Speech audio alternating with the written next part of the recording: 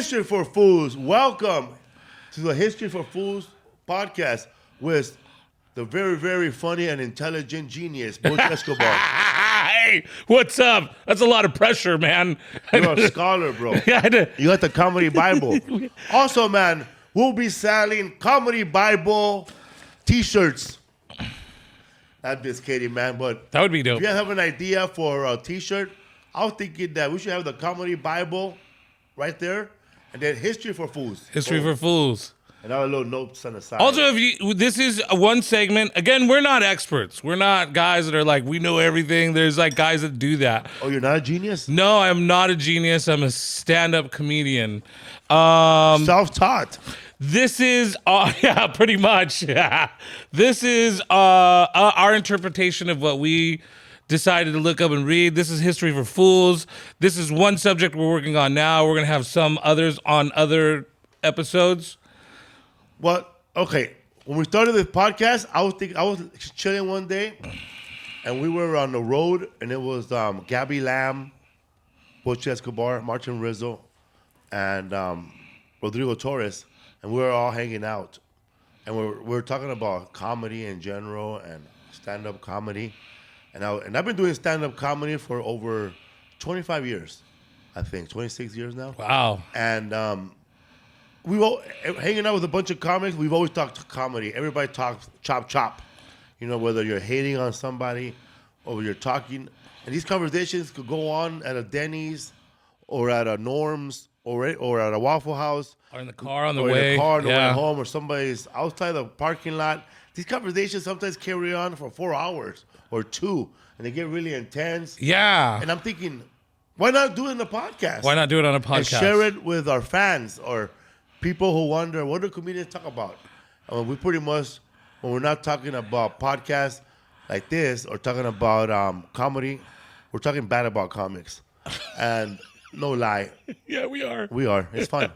And it's always the comedians that are not making it that we talk bad more about. Right, totally. The ones that are making it, we love you. The ones that are making it, we love you. We can't say something about you because we want to open for you. Yeah, we want to give work. But it's those comics, you know, that are like, been doing it as long as we are, you know, and they're like are sore in our eyes. Like, oh, okay, because here he comes, about to do the 15 minutes that kills every time. Yeah. I remember there was a comedian that he would close wearing a thong. Wearing a thong? Yeah. And Martin Moreno needed a comedian. And, bro, that comedian's over there. Why don't you ask him? He's ready. I'll ask him. And he went to go ask him, and that fool said, hold on, bro, let me go get my thong. That's how he got ready. Usually when people come up to me, they're like, hey, you ready? You ready? You got 5 minutes. I'm like, oh, better get into character. That guy was getting into a thong. So that night that comedian put on that thong, there was this crazy girl that wanted to have sex with somebody. And he ended up going to the parking lot in Montebello at Gotham's, formerly Wild Coyote and Tortillas. So he went in there with a Marine, and that Marine was fully dressed like a Marine, like U.S. Navy. He was wearing the hat, like the dress blues. He was wearing white, the white. Oh, he was wearing the white ones. Yeah, and he had the coat on That's his jacket. That's like formal, and he was a Marine. That's like formal. No, Army. I'm sorry, he was U.S. Navy. Navy. He was Navy. Okay, my bad. He was U.S. Navy. He was wearing the white suit, you know, the low tail, the hat, right, and he had that petticoat with him too, right, and a beanie. But he had it in his chair. So he was invited to go have sex with that girl too. And later on, I saw the comedian run into the car. So what happened, bro? Oh, man, we're about to have sex with this girl. Navy officer here. This motherfucker takes all his clothes off. How are you supposed to? Oh, yeah, I guess it's in a car. You just whip out what you need. This dude was getting buck naked to have sex. In a car. You don't want to ruin the government issued uniform, bro. Well, yeah, bro. You can't disrespect. Can't show up to the office smelling like a seaman. History for Fools. We do not claim to have an authority or a degree in history or anything like that. No. We're just going off what we read and what we heard. Yeah, totally. And that's the thing is that, and like you were saying, man, was like we have a lot of conversations in green rooms. and a lot of them do, do go we talk about comedy mostly. We talk about other stuff as well, but we talk about comedy a lot, and I think it's a great idea that we're doing this podcast. So, but again, we're not. These are things that Felipe approached me and said, "Let's do this podcast." I said, "It's great," and then we decided, well, what's going to be our first subject that we're going to work on? We talked about what we know, and as we started to dive into this stuff. We started to learn more. Man, I'll tell you, dude. Again, I was saying in the last episode, I draw a lot of parallels from back then to now. And at first I was like, okay, I'm going to do a lot of this research and we'll see where it goes. I want to do it for this podcast. Has it helped you with your comedy at all? Like, has it helped you to understand what you are, where you at? Yeah. Has any of this research done anything for you? It helped me. It helped me learn more about how the past was. And how that pretty much has not changed, No, it really hasn't. No. I mean, you know what? The book overall is titled "The Comedians: Drunks, Thieves, Scoundrels, and the History of American Comedy." Drunks, Thieves, and Scoundrels is, I'm sorry to say this, and I don't mean to offend any of my friends, but that's the perfect way to describe all of us. At one point or another, most of my comedy friends were drunks, thieves, or scoundrels. Now they're comedians who drink. Yeah. Some people, and I'm pretty sure that this happened in the old days. They would go to comedy clubs because they knew that's the only place where they could buy drugs and be safe. Right.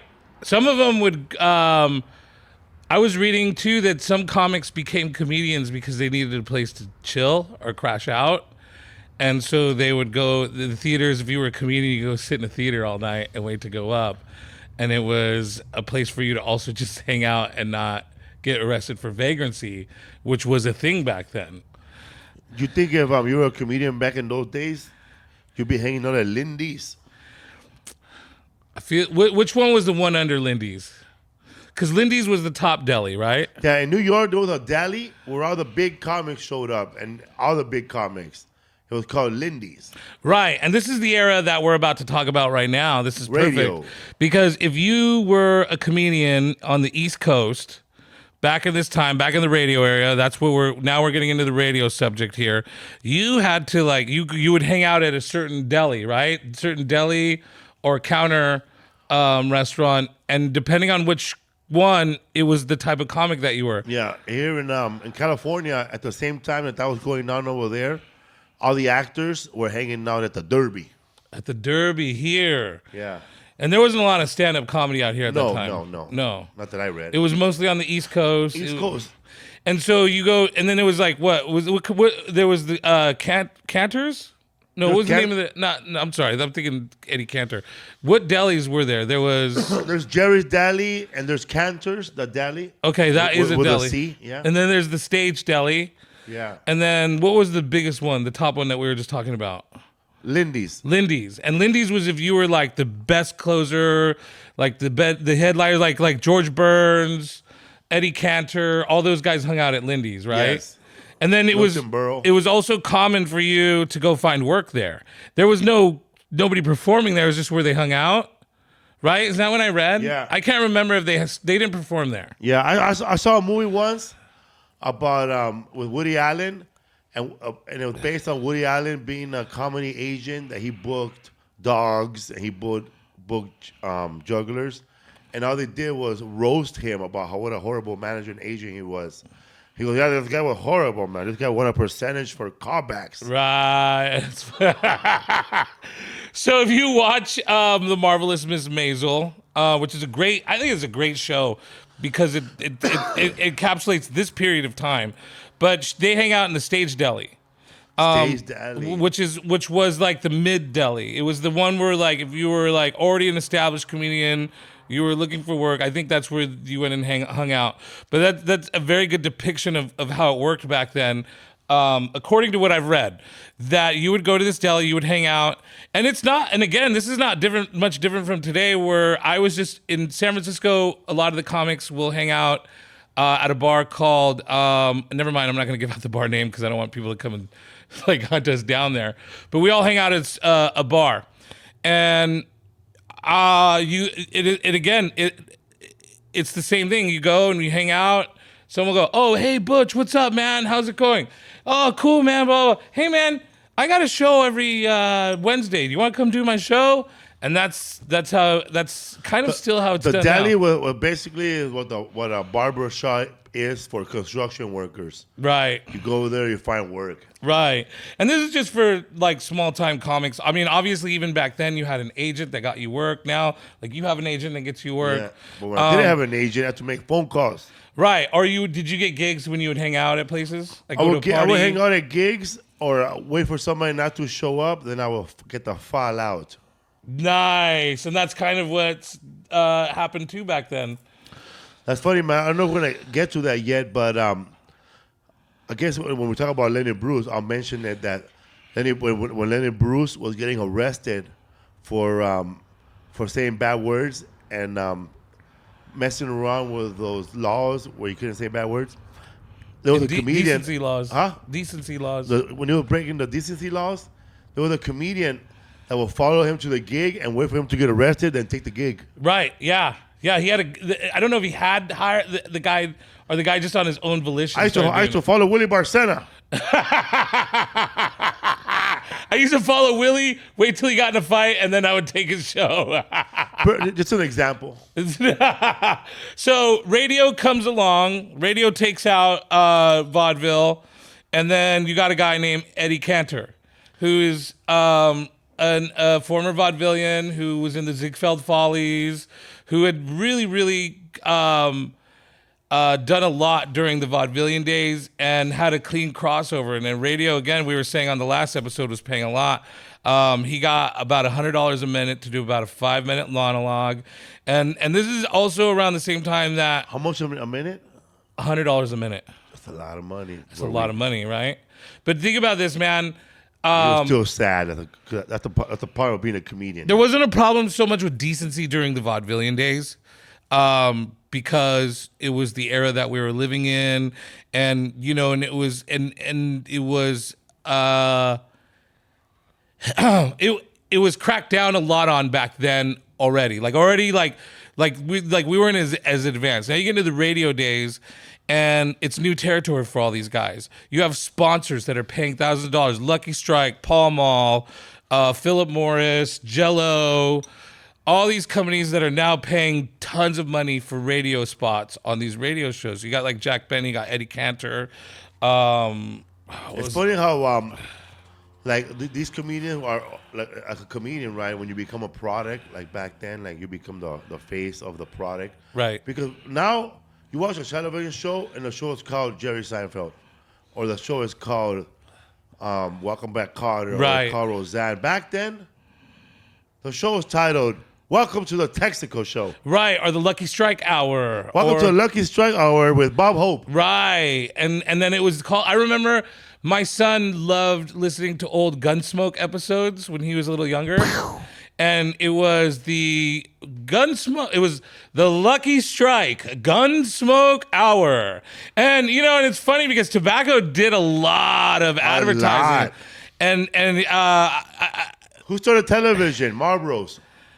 Is that true? No, I'm just making I was gonna say, man. I mean, it's like history for fools. It's like the fucking Santa Claus thing. That's an actual history for fools, right there. Like who invented Santa Claus? It was Coca-Cola. Coca-Cola. So I wouldn't put it past that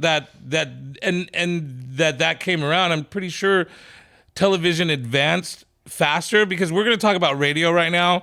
And actually, we're gonna talk about radio and nightclubs because RKO, right? RKO was one of the bigger ones that paid. CBS was one of the ones. NBC, and these were all on the East Coast, by the way. These weren't on this side of the coast yet because comedy wasn't that prolific yet over here. Did any of these theaters break into radio? Like say, you know what? I'm gonna buy me a radio station.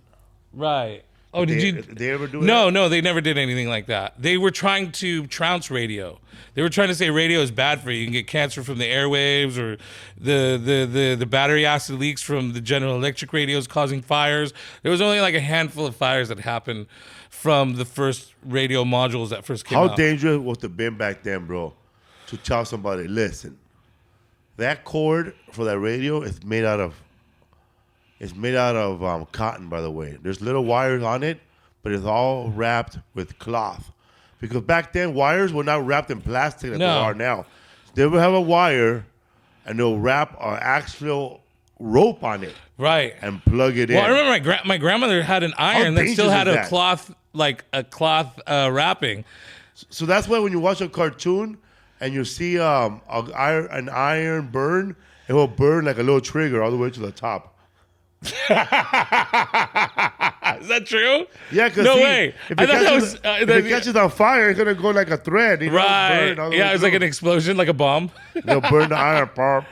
The irony. But so, oh my god. So the Want to buy a duck? the radio advertisements were paying a lot of money, and That's where taglines came in, huh?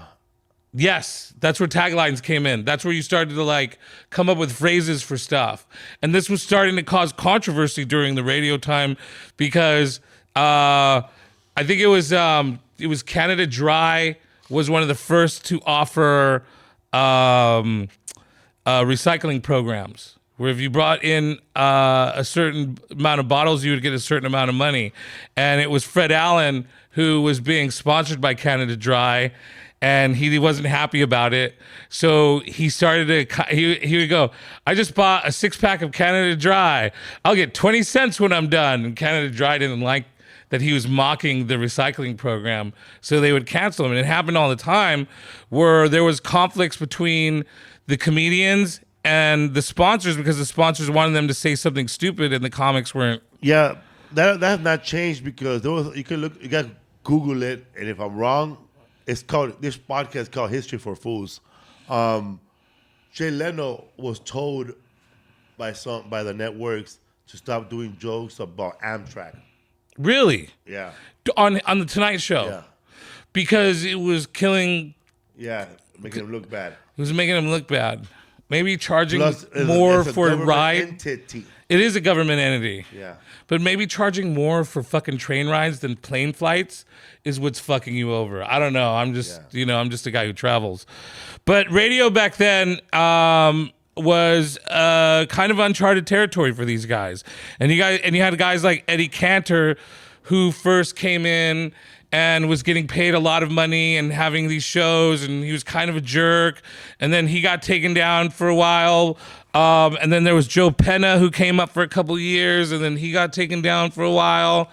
And there was and then we get to a period where we come upon a radio show where radio shows are the normal. This is before TV, and so you have all these episodes. You have Gunsmoke, you have Amos and Andy. and that's what we're getting at right now. Amos and Andy. Amos and Andy was the first actual sitcom on a radio station, and it was about two black dudes, but they were all voiced with the character were white. They were voiced, and it went to TV, and then by then it had been black guys, but Check this out. it was voiced by white dudes. So many people complain about them being white, and then they switched. When they went to television, they made them black, and nobody watched it.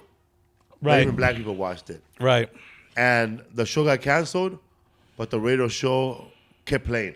Did you ever hear any of the Amos and Andy? Did you ever if you go on YouTube, you could type in Amos and Andy, and they have a couple of the episodes. What does it sound like? Awful. Oh my God. What are you talking about, sir? I can only imagine. Like that? See, yes, exactly. Like that, huh? How's about it? Where's you going at, my friend? Stuff like that. How's about I borrow $5 from you? What do you? People spoke so loud like they didn't have ears back then. Huh? Yeah, dude, it was really different time. Again, I'll buy that for $1. Yep.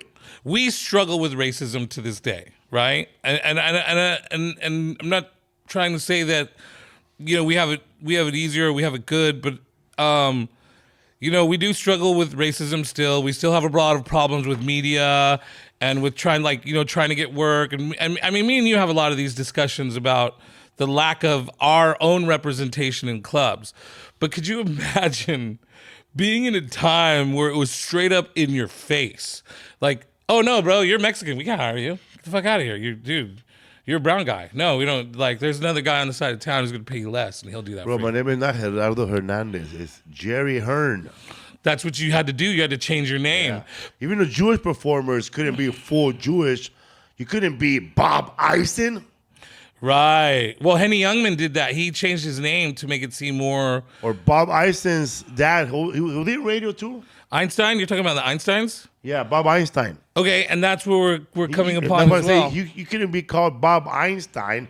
No, man, he's Crazy Dave. Yeah, he was. And then what's the other brother was Albert Brooks. Albert Brooks was actually Albert Einstein. Super Dave. Super Dave. That's right. Crazy Super Dave. Crazy Dave. We're not experts. We're not experts. Thank you, Knowledge in the Sky. Yeah. So that's the thing, man, is like radio had a lot to do with where we're at now.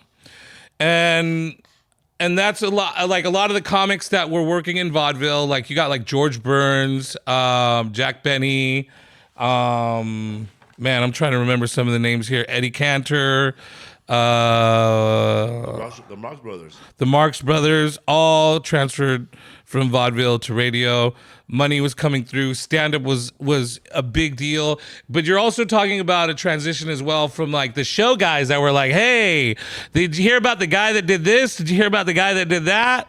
There's my neighbor the other day had a baby and it was ugly, you know? Yes, everything was all the comedy back then, before stand-up comedy, was third party. It was all Like third party. nobody said, like I used to have a joke. I said, so last night I went out with this woman and she said, I'll sleep over your house, but we can't have no sex. And I said, all right, tomorrow morning we'll have breakfast. You can't eat no food. But back then they would tell a joke like, so a friend of mine. Right. Then somebody would yell out, what friend? Right. Tom. And then Tom will be like the name of all his stories. Tom Cat. Right. And they'll be like this. Yeah, so Tom went out with this woman, and this woman said, the woman was from high society, and she said, we can't have sex. Well, I'll have dinner, but we can't have sex. So he said he returned a favor by saying, we'll have breakfast, but you can't have no food. Gazing! Shabadoo! Shut up here. You want to buy a duck? You want to buy a duck? And that guy, there was so many taglines for radio, huh? Yeah, if you look up Want to Buy a Duck, that's a guy named Joe Penna. And that not changed because now when you see radio, a lot of the radio commercials are taken from the old radio shows. Yeah, like, the jingles came and from the that jingles, time. Yeah. and the one-liners that stick to your head like, dump the kid, Larry. Yes, yeah. That's probably a comedy tagline from the old days. Well, too. Want to Buy a Duck was a guy named Joe Penna. And he came up with these weird taglines, and it took for like 2 years, man. People were walking around saying, want to buy a duck? And then there was a song called Could You Do the Ducky Walk? And stuff like that. Quack, quack, quack. And then all of a sudden, society just said, this fucking guy's annoying, and we're done with him. And within 2 years, he was canceled. And it wasn't until a comedian came around later on named Hamburger. Hamburger. And this guy does, after every joke, he says hamburger. That's right. And that, by the way, that's Norm Macdonald's favorite comedian. Is it really? Yeah, he said it one time. It was hamburger. Alonzo Alonzo Hamburger Jones. Thank you. Knowledge in the Sky. Knowledge in the Sky, bro. I love it. Yeah, there was a lot of taglines. Funny because I used to make fun of a guy who used to say "boy stop" after every time he did a joke. So, Alonzo Hamburger Jones, he does bits in a style of those days. He'll be like something like this, he'll change it'll be a sexual innuendo joke, which was against the rules back then. He'll be like this. So this girl went down on me and started eating the hamburger. And I gave her the extra sauce because she wanted it her way. But I told her, honey, this ain't Burger King. You're going to have it my way. That is a very good interpretation of what happened back then and how they did it, because you couldn't be dirty, and then they struggled a lot. Because there was a time where like they were able to do whatever they wanted because there wasn't a lot of restrictions. Or how about this one? If you're here, your wife is, uh-oh. Nice. That was the punchline. They would do that for shit. Radio. And that was the thing too, man, is that there was a lot of that. And then what started to happen is there's this transition of like these show types. Now you have like all these people who are characters, like Take My Wife, you know, like please. And you have all these guys that are characters. You have all these women that were characters. And then now you have guys that are just showing up into these cafes. Thomas Loan, what is he, a banker? With black ties, suit, and they're just talking about themselves and they're talking about their lives. This is also around the time that there was prohibition. So there's no more alcohol and club going. There's no like going out and watching a show. So in order to do that, you had to go to a speakeasy. Now all the speakeasies were owned by the mob. And this is where kind of like before stand-up comedy was called stand-up comedy, we were just called monologists. Monologists. Or what was it? Solo acts. They would also call solo acts.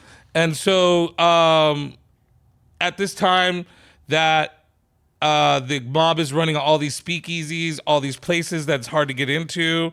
In order to get into them, you need to be a stand-up person, is what they would call you. So like if you were like a stand-up guy, like, you know, that fucking Felipe, he's a very, very trustworthy guy. He's a stand-up guy.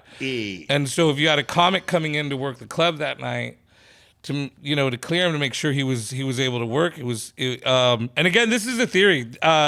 Even in the book, the guy says this isn't 100% ironclad, that this is where the term came from, but nobody could pin down where the term stand-up comedy came from, and this is the best explanation of that. You know what? Also that it's not mentioned in that book, but it's a fact that prohibition was the first time you saw an integrated club, because before all these clubs were all white or they were all black. Right. But during prohibition, since most of the clubs were closed, a lot of these clubs were allowed black acts in front of white people. Right. And they were letting white and black people in. Right. If you had the money. Right. If you had the money. If you had the money. So prohibition, even though it was bootleg alcohol, there was a lot of it integrated entertainment in the clubs. Right. Yeah, because you had a lot of black entertainers, because you had black singers, you had black comedians, you had Latin singers and Latin comedians. You know, this is the whole Desi Arnaz thing. You know, when you look at, like, when you watch Lucille Ball, he worked in a club, he worked in a nightclub. I think this is post. His club is post prohibition, but that was the model of the speakeasies at the time. Big bands, a performer, you had an MC, and this is where our job comes in as a comedian. We were MCs, and this is still at the time when you didn't go just see one comedian. You didn't go to even a speakeasy show and just watch one guy perform comedy. It was still kind of vaudevillian, but it was like dancers and singers, and then your MC was the comedian. But no matter what you saw, it looks like they were just trying to sell you something. Right. Because it didn't like now like just say there was a Bob Hope had a 2-hour gap. You are now listening to the Coca-Cola hour. Right. Yeah. And then that's, and at that time, we had Amos and Andy, and now that's why I would trip out when there's people who are on social media or who are on the internet. I don't want these ads in my face. Where else do you want them? Where do you want them? Where do you want them? You want social media for free. It's going to cost you something. Right. Well, and that was the beauty of TV, radio, was advertising. And we want to say the beauty of it, but it was also our curse as comedians, because we were told what to say. And this is around the time that, like, censoring came in. And as we go back to, like, Amos and Andy and the controversy about all that, it had been so controversial, and at some point our country got sick of it. World War II had happened, Hitler had come around, there was a lot of sensitivity about racism and stuff like that. So as Amos and Andy fell, we were seeing new genres like the Jack Benny Show. And the Jack Benny Show is what brought about integration. Jack Benny had a co-star named Eddie Anderson, and he was black. And it wasn't necessarily considered a co-star. He was his valet driver or something. I can't remember what the character he played, but they offset each other. They bounced off of each other, and they were considered. They were a comedy duo, but back in those times you couldn't say that a white man and a black man were performing. But Jack Benny was kind of one of the first guys to break that mold of like, I'm bringing a black guy onto my show. If you have a fucking problem with it, fuck off. Yeah. And that kind of was the clap back to Amos and Andy from Jack Benny. And then that's what made Jack Benny a huge star, man. Like, Jack Benny was one of those guys that spent all vaudeville, radio, TV. Doing mad comedy, huh? Doing lots of comedy, man, writing lots of stuff. But he also brought in a lot of guys. Jack Benny was responsible for a ton of people. He also inspired guys like Bob Newhart and Albert Brooks. Hey, when they were on, when these comedians were performing these comedy shows on radio, it wasn't like vaudeville when you could do the same material every week. So they were burning material left and right, huh? So they have to hire a shitload of writers, right? Right. And that's what Jack Benny did. He hired George Burns, Gracie Allen. Let's see. Who else did he have that he Milton Berle was another guy that he had. So all those guys wrote for Jack Benny. So when you think of because me and you think of Milton Berle or George Burns as these old fogies that just smoked cigars and stood in one place. But these guys were young, budding writers at the time of radio. And they were just about to branch out on their own as stand-ups. And if you did radio back then, you were killing it as a stand-up. Man, if you did radio back then and they heard you, you're making tons of money on the road, huh? Tons of money. And that's where money. And that's where comedy did span. So all those radios, all those networks were on the East Coast, but those comics were coming out this way and traveling and touring a lot. And now we're getting into a little bit more linear train travel, a little bit more linear bus travel. I think planes are starting to enter into traveling at this time as well. So comics are starting to boom. It's a kind of a mini comedy boom. Like, we talk about the comedy boom in the 80s, and we talk about the comedy boom now, but I would say radio brought around a massive comedy boom that we don't even talk about. Yeah, they're paying, because that's a lot of money. That's a lot of money, man. To make $2,000 a week in 1927. Well, let's say you're the hottest comic. You're Felipe Esparza. You're the hottest comic in 1925. Okay, and I'm offering you $10 a week to do a show, to do our vaudeville show. That's a fuck ton of money for someone. You could take care of your family. You could buy a home with $10 a week. But fast forward to 1927, $100 a week by the Three Stooges. You're making way more than that with radio. You're making fucking thousands of dollars.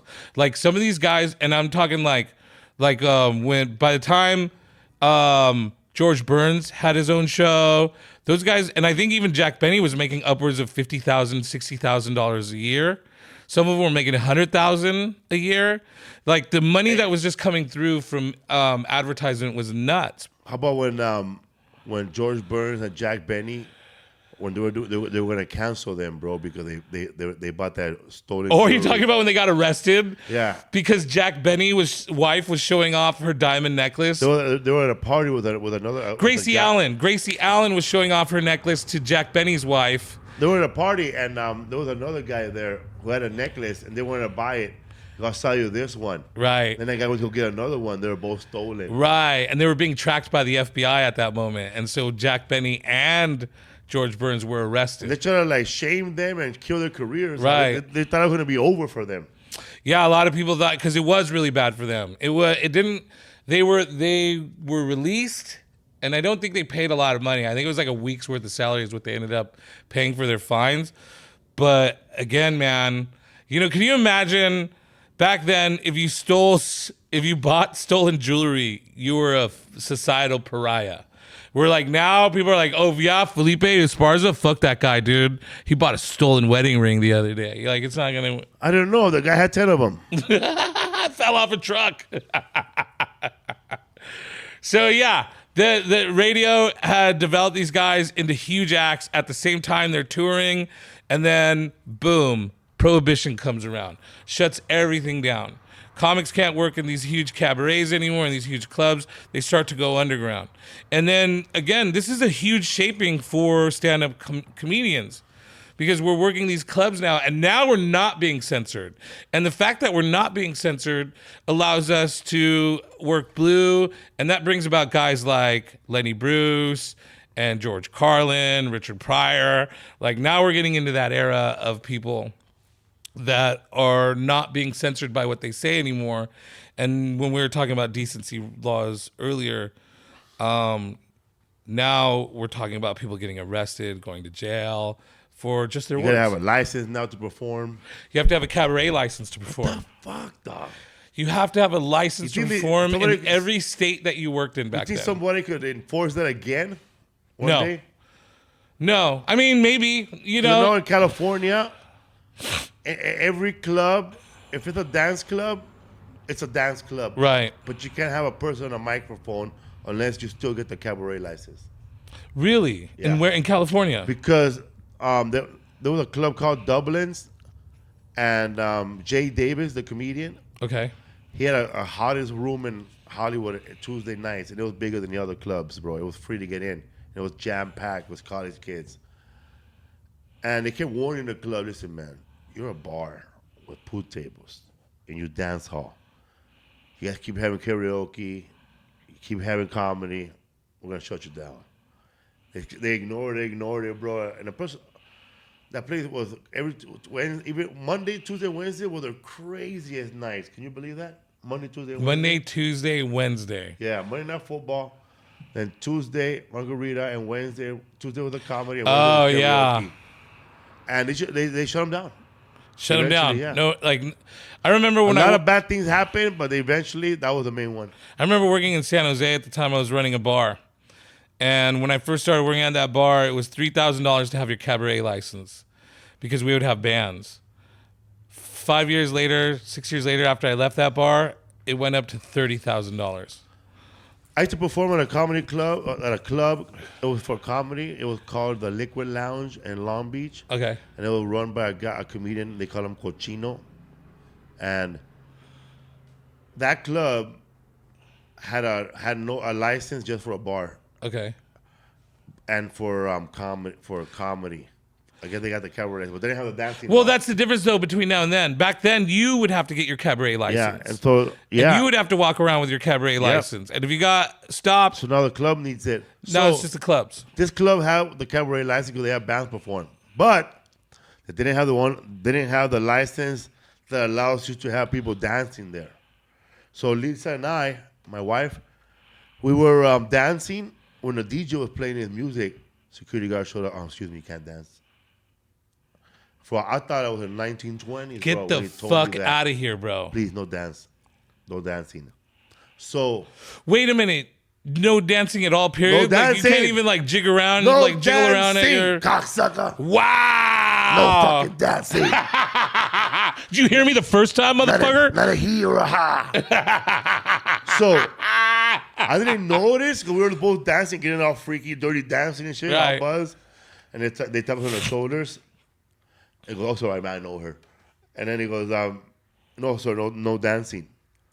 And when we sat back in our... I like that your first response was, hey, bro, I know her. Back off. Yeah, so we went back to our stools, and the DJ kept jamming, bro. How you gonna have the best DJ in Long Beach and not allow He was dancing? killing it, and you couldn't dance. Oh, he was killing it, dog.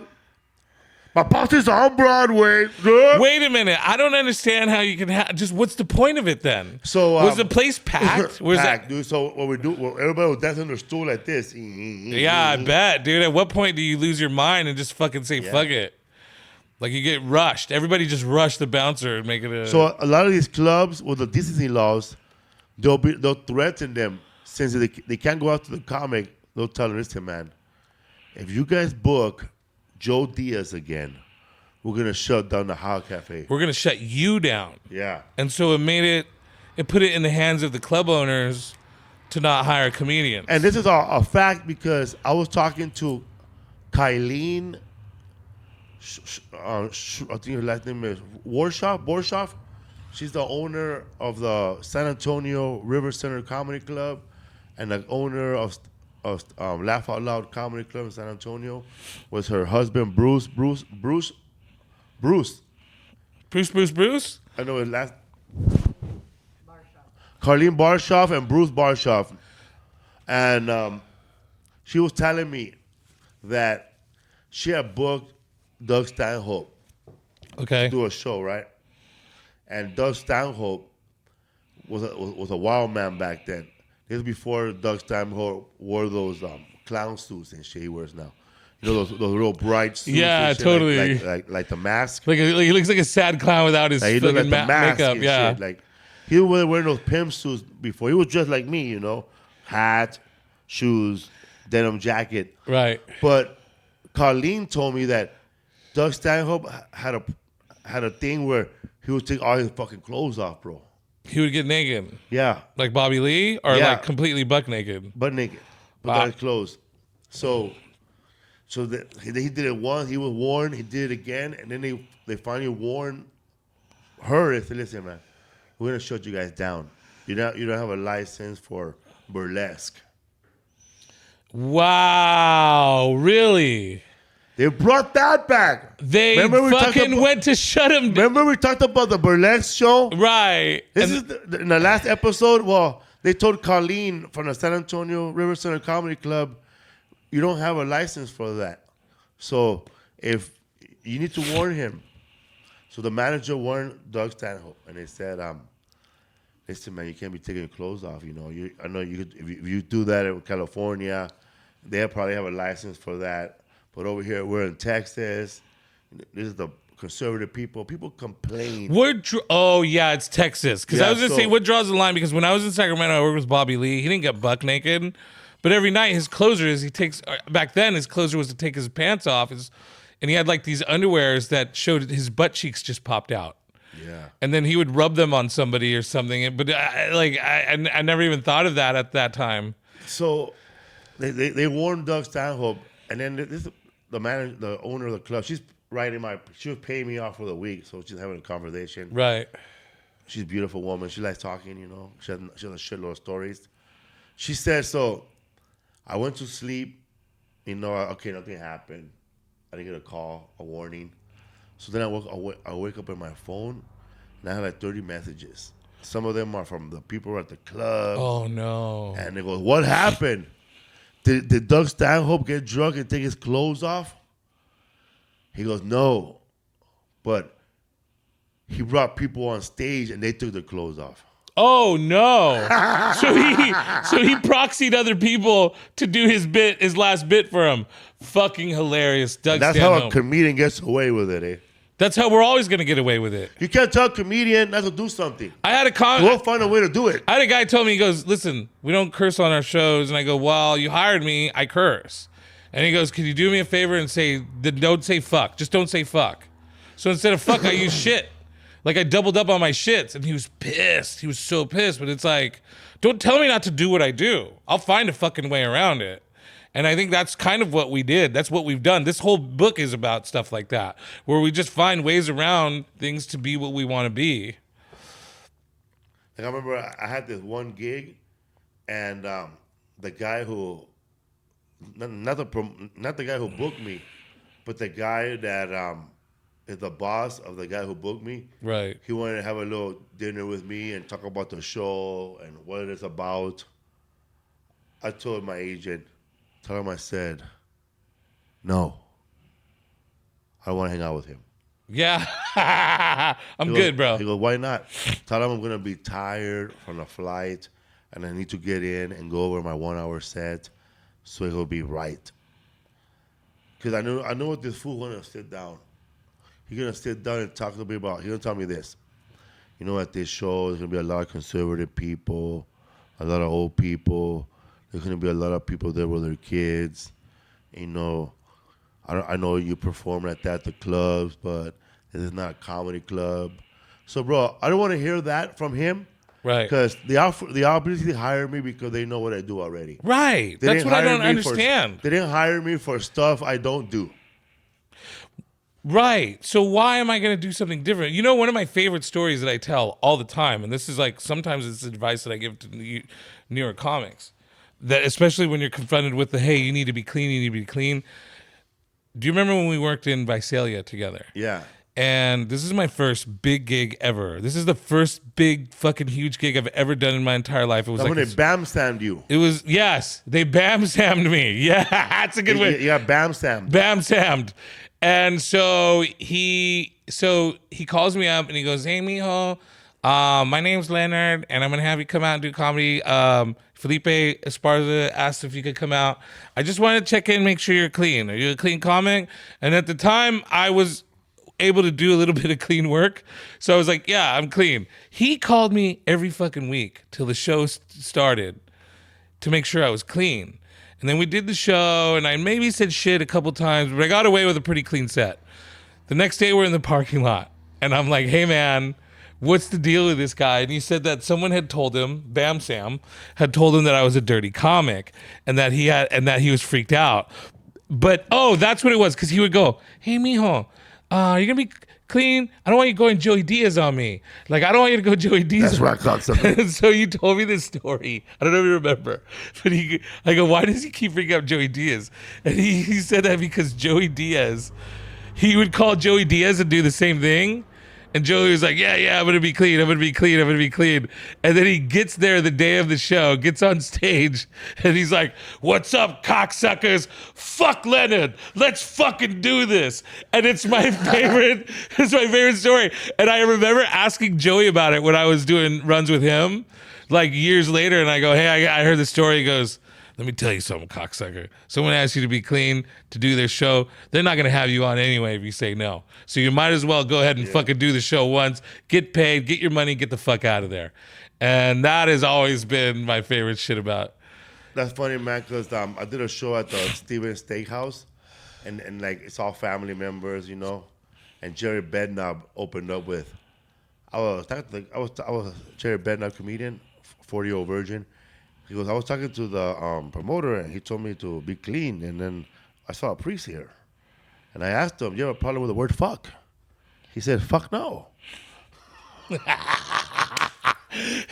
Here's one of my favorite stories about this before we get back on track. Me and Willie are doing Reno. And this got me kicked out of Reno for a while.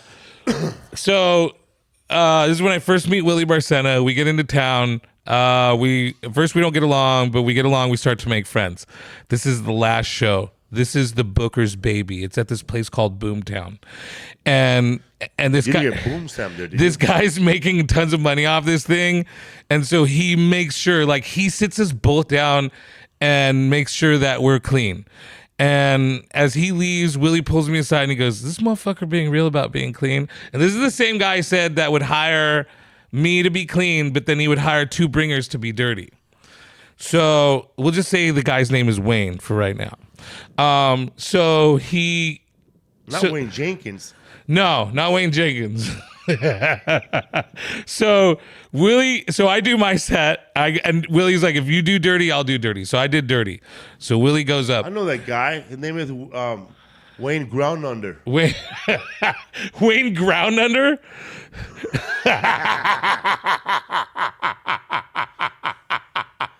So and for righteous reasons, this guy was very much like, you need to be clean, or not righteous reasons, but what I think he thought was righteous reasons, because this place was filled with the oldest fucking people I've ever seen in my life. Like, perverts around. I'm talking walkers and everything. So Willie goes up there, he starts to kill it, and he goes, let me ask you guys a question. Do you mind if I say fuck? And he says it and this lady's like, no, you're funny, be funny. And he's like, what about all you guys? You mind if I, and everybody's like, no, be cool, we love you, yeah. And he goes, all right, do me a favor. You see that guy in the back over there? His name's Wayne. He's wearing a cheap Sears jacket. Turn around and say, fuck you, Wayne. And everybody, all these old people, bro, turn around and go, fuck you, Wayne. And he probably had him do it like 3 or 4 times throughout the show. Wayne is turning red, losing his fucking shit at this point. And he's like, dude, who the fuck said he could do that? And he's like yelling at me, and I'm like, oh, fuck. As the show is ending, Wayne is smoldering in the lobby, and old people are walking out, and these people are in wheelchairs, and they're walking by Wayne, putting their fingers, they're like, fuck you, Wayne. Legend. So he starts to beeline it towards Willie. And as he gets close to Willie, the owner of Boomtown steps in. puts his hand out, shakes Willie's hand. Best comedy show I ever saw. Do me a favor. I want your personal information. I have a casino in Golden, Colorado that's similar. I want you to perform there. And then he makes Wayne and Willie sit down and have drinks with him. And the whole time Wayne is losing his shit, bro. Needless to say, me and Willie were never welcome back in Reno after that. Damn, bro. But that's censoring, and that's where that comes from. Like, there was no problems with censorship before radio, before there was like advertisers and stuff like that. You know, there was decency laws, but there was no real restrictions as to what you wanted to do when you wanted to get on stage in vaudeville, because there was no real emphasis on it. It wasn't until radio came along and then big sponsors like Ford, Pall Mall, fucking Jello, Comet, that were like, you can't say this shit anymore. Westinghouse. Right. And it was like, you can't say this shit anymore. So now we're in a period of time where we're trying to be clean, and you have all these showmen like Henny Youngman and like George Burns, the Ovaltine Jack Hour. Benny doing the Ovaltine Hour. And then now they're and with prohibition, with comedy clubs or with clubs going underground, Dealers clothing. you have some kind of rebellion starting to happen, because with that happening, with everything closing down and us being able to work in clubs that were already illegal, we were able to go back and do our thing again. And that's and there's always been this give and take between us and the advertisers. And at this time, the comedy shows were still with other acts, right? Magicians and right, still, yeah, right? we're still not talking about full on straight up comedy shows. These are big, like variety shows, basically, Right. With some hilarious comedian thrown in there that's gonna be a star. Right, and there's no headlining comics at this time. Yeah, because I saw a movie with Woody Allen, and he's about to perform in one of those type of shows, and there's a lot of those tall, really pretty showgirls passing by. Right. And he's going through his set. Right. And he passes by a guy with a monkey, and he passes by a juggler, and he passes by a guy in a horse. Right. And this is why he's going through his set. Yes. And yes. I imagine, man, And all there's- that chaos is going on. all that chaos. You still gotta remember 4 minutes, and some asshole just scratched one of your jokes. I think we read about this in the other book that Cliff wrote. What was it called? The Indian one, the Native American one. There was a real estate problem. The real estate problem. There's a little bit of information on that where like these motherfuckers were bringing horses to shows. Like these shows like spanned all kinds of stuff, but yeah, there were horses and there were all kinds of different acts, and you were just the guy that opened up or you emceed. And if there was like a famous singer, like if you if, as popular as you are now, you wouldn't be headlining. No. You would be opening for like a famous singer or something back then, like Johnny Mathis or something. And so that's where we were at. We still hadn't got. We're not even up for Jenny 69, bro. I don't even know who that is. Soyla 69, De La Riverside. Oh, yeah. See, She's big, you know. I would have been over there. Yeah, so that's who you would be opening for. You wouldn't be. Nobody would be going like, I want to go see Felipe Esparza tonight, and then you have like 3 other comics in front of you. It's funny how, man, like you got the radio station producing all these shows, which are now comedy shows, because a lot of those shows were just like The Shadow or Right. The Lone Ranger. Yeah. Welcome to the Lone Ranger. Yeah. And these people would just, the way Butch and I are talking to you on these microphones, there'll be 2 people doing like 3 characters each for this comedy sketch. Holding up papers. Talking to each other. And still getting pinched in the ass by Eddie Cantor. Right. We're still getting... Okay, now we're moving into another era now where we bring in a guy named Ed Wynn. Okay? Now, Ed Wynn himself, not very significant human being, and I know he's not a household name now. We don't talk about him. But he was very popular in the live arenas as a comedian, and he got asked to do radio, but he wasn't able to do radio because there was no audience. Oh, that's why there was no audience. He couldn't perform without an audience, so he was the first one to bring in a laugh track. Or laugh bring track in, or like real a live audience? audience. A He live brought in a audience live for audience, radio. but led to the that's what led to the laugh track. That's right, because they were, even though the little booth in the radio station was pretty much as small as this, but they were bringing an audience of 20, 30 people. Right. Typically, the booths were very, very small. They were probably as big as like this like little block of It area was that we're pretty in much now. the same size room as for an execution. Not much. Yeah, not much bigger than a bathroom or something like that. And it's actually very, very poetic. That is an execution that you compared it to That's an the way I execution pictured room. it, bro. An execution, the guys in the room, and they're behind a glass window. Right. Well, you know, I mean, you like a lot of movies like La Bamba, where you see him behind the glass. That's what it was like. Stuff like that. And then the guy getting an execution. He's saying Right. his last speech. People in the audience are sad. He didn't give me a shout out. So now, what's up, bro? You don't love me no more. See you in another life. So they had to build these new studios to fit audience members in them, so that this guy could perform. Like that's how big Ed Wynn was. Is that they restructured studios so that they could fit the audience in. And I can't remember the name of the first sponsor, but when the first sponsor came in, they weren't sure because this is all experimental. American Oil.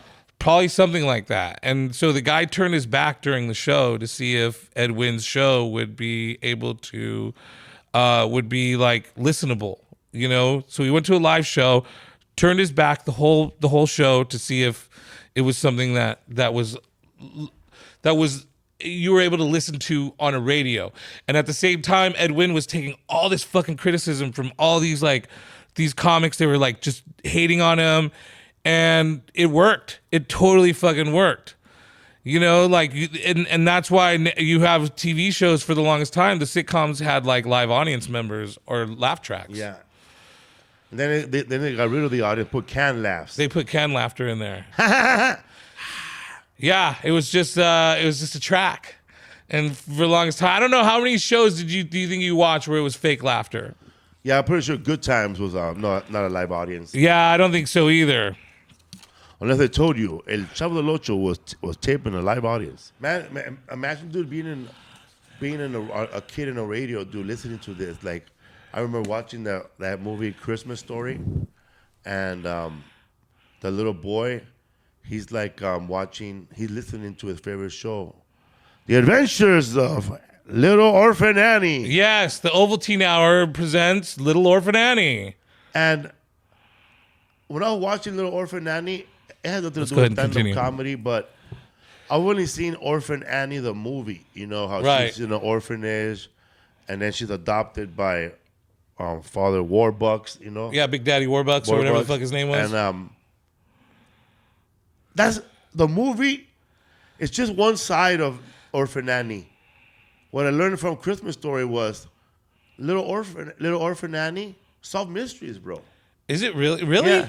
It's called The Adventures Of Orphan Annie. Oh. She solved mysteries. So bro. the movie that we saw growing up was was how she became. it was her origins. Origins. It was her origin story. So, ladies and gentlemen, you learned something here from the History for Fools. Little Orphan Annie, the movie was her origins, and the one on Christmas Story, Little Orphan Annie, The Adventures, because that's when little eye in the sky. Ralphie. Little Ralphie, he had the little mystery decoder Right. that he got from Ovaltine. Yeah. Don't forget to listen to Orphan Annie to get the secret decoder. And when he finally figured out the decoder, the words, when he scrambled the words, it read, "Drink more Ovaltine." Don't forget to drink your Ovaltine. And this fool said, "Son of a bitch," and he threw that shit in the trash. Right. And his little brother picked it up, very excited. And that's how advertisement works, ladies and gentlemen. They grabbed little Ralphie when he was little, and they kept feeding him Ovaltine. I'm pretty sure that's why Ovaltine was at his house. And he finally realized it was a commercial when he saw the decoder and it said, "Drink more Ovaltine." He dumped it in the trash, and then his little brother picked it up. And that's the way it's supposed to work. Okay, little Ralphie is done. He said, screw Ovaltine. But it's all right. We got a little brother now. He's gonna buy Ovaltine shit now. And once he figures out, That's how evil corporations work. That is actually because once you grow out of Frosted Flakes, we start drinking beer, eh? right. And then it goes into Budweiser, and then it goes into the Budweiser hour, and smoking cigarettes, and it's a Pall Mall hour. Imagine, dude, if one day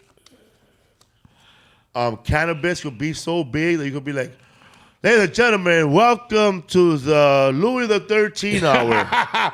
Cookies presents. Burner and Cookie Hour presents All in a Family. So as we're talking about Vanderwin, as we're talking about radio, and we can't, we talk about Eddie Cantor. Eddie Cantor was a guy who brought in a lot of acts, and one of my favorite stories is the Henry Parker Carcass story. Do you remember this story? Henry Parker Carcass. Yeah, I love this story. I fucking love this story.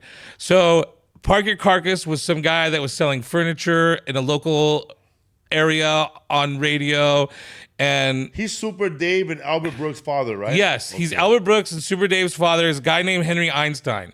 But his nickname on the radio and to the day he died apparently was Park Ya Carcass. Which means sit your ass down. Sit your ass down, Park your carcass. You better park that carcass. So he would do this act where he would pretend to be like someone who was smart or an expert or a professor or a delegate from another country, and he would pretend to be this person until the audience figured out he was full of shit, and that was called the put on. So this is the guy who invented the act of the put on. Eddie Cantor comes into town. He's a comic. Everybody's celebrating him. They're having a good time with him. Parker Carcass is kind of a local celebrity, and so they allow him to do an act after. This was before we were opening and stuff like that, so there was no opening for somebody. Eddie Cantor goes up, then Parker Carcass goes up, and he starts making fun of Eddie Cantor. And Eddie Cantor at first thinks he's some guy from Italy or something like that, some president, and like he's like, this guy's awful, he's foul. I don't know how you guys could listen to Eddie Cantor. Eddie Cantor realizes this guy's faking it, thinks it's hilarious. As sensitive as Eddie Cantor is, because he would sue people all the time for defamation, he thought Parker Carcass was hilarious.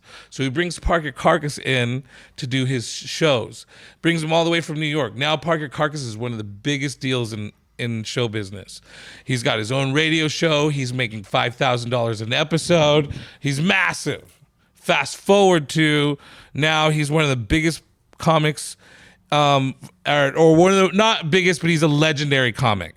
And we're at the Friars roast, and this is where he's roasting. I can't remember who he's roasting. I think it's Milton Berle or somebody.